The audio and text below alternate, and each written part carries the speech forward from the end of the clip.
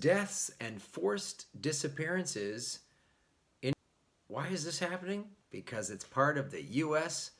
backing Egypt's war on terror.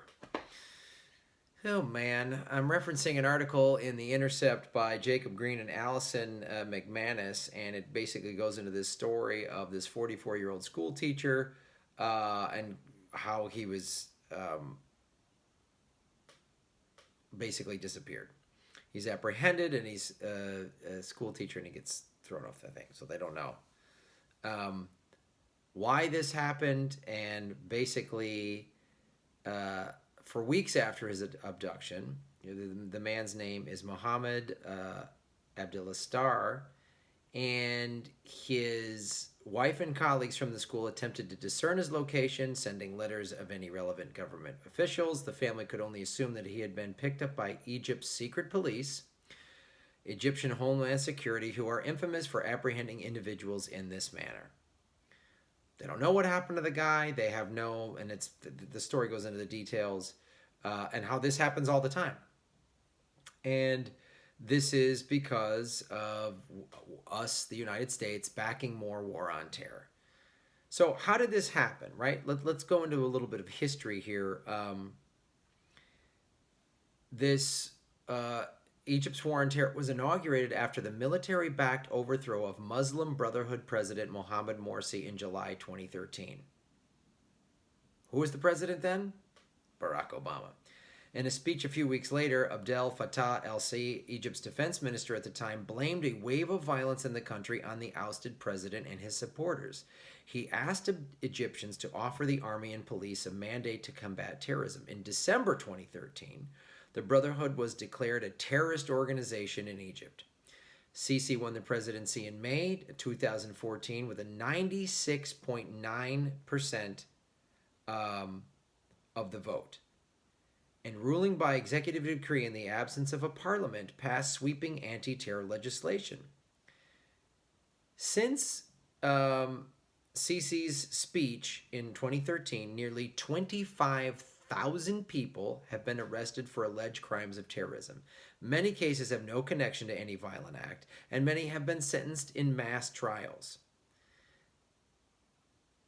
Thousands of alleged terrorists have been reported killed in military operations in Egypt's North Sinai province and, to a lesser extent, its western desert.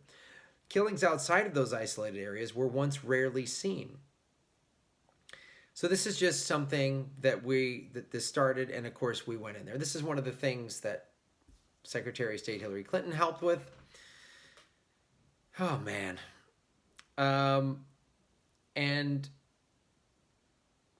it's another example of how the United States goes in and says there's war on terror, and they stir shit up and cause more problems, and then let some insane dictator take over, like, oh, we got to get Gaddafi out of there, and then it's worse, right? This is actually, Gaddafi was Libya, but that's what we did in Libya. I mean, we got to get Saddam out of there. Was Saddam and Gaddafi both wanted to get off of the petrodollar? Weird, they got taken out. So this is like time and time again what we do, and it's usually like we need some sort of strategic stronghold, or obviously this is Egypt, so there's oil involved. If it's in anywhere near the Middle East, you know this is an oil motivated, but there's some other stuff here going into this. So a flurry of think pieces appeared in American news outlets probing the Brotherhood's relationship to violent groups. On May 24th, the U.S. Embassy in Cairo issued a security message for U.S. citizens referencing a Hassam threat, suggesting some kind of unspecified action. In fact, what the embassy interpreted as a potential action was really a public social media post hyping a new video that Hassam had planned to release. How was this interpreted to a threat to U.S. citizens was not it was not lit up. It wasn't shown. Ironically, the security message prompted Hassan's first mention of the United States. The following day, the group responded to the message by stating in English, "To foreigners in Europe, we are the resistance and we are not terrorists." The increased American interest coincided with visits from top Egyptian officials to the United States, including Sisi himself. Foreign Minister Sam Sukri came to the United States in February and Sisi in April. His first trip to the United States since being elected in 2014. 3 parliamentary delegations have also made a journey this far. Oh, weird. I wonder what kind of money changed hands during that time.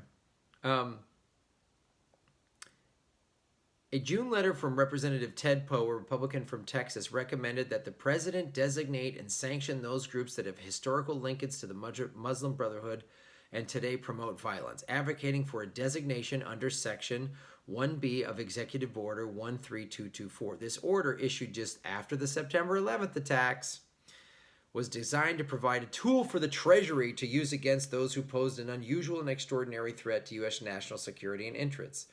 But its scope has steadily expanded to include groups unrelated to those involved with 9/11. This is what we're doing. And I've talked about this time and time again. This is another example of another country where George Bush used, all this legislation was passed right after 9/11. It was passed by many Democrats, including Hillary Clinton, to give President Bush broad powers to just go to war, do whatever. As long as you're fighting terrorism, you don't need congressional approval or any of the other things that this country has had in the past. Obama took that thing from Bush and expanded it even further. This is another example of that. This is one of the ways Obama took us from 2 wars to 7. And this is a way they can just seize money, right? And even with these organizations that are not considered a credible threat to the United States, we somehow figure out that they are. We just claim that they are, and then we can go in and do whatever we want. And let me leave you with this part of the article. But while a terrorist designation may show Cairo that it has friends in Washington, it is unclear how it would prevent violence from groups like Hassam and Liwal al-Thawra, who are not likely to be linked to the international financial networks that the Treasury could practically target. More worrying and potentially grave rights violations, as in the case of the teacher, such a response from the United States may only encourage the pursuit of extrajudicial justice in Egypt's war on terror. Once again, we're going in there for not terrorism, not justice, not protecting the American people. We're going in there for nefarious, greedy corporate reasons, and we're making the situation worse. We are creating more terrorism. So these organizations that aren't terrorists are going to go, oh, wow, now we're put on the terrorist watch group where 25,000 people are just getting snatched up. So they're going to go, the hell with this. The hell with this government that is backed by the U.S. If we back any government in the Middle East, the people hate us. And can you blame them for this? Can you blame them?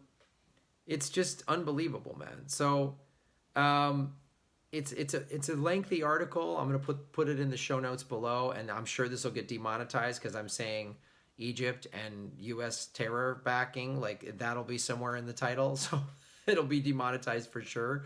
So support me at patreon.com/Graham Elwood. Thanks for watching.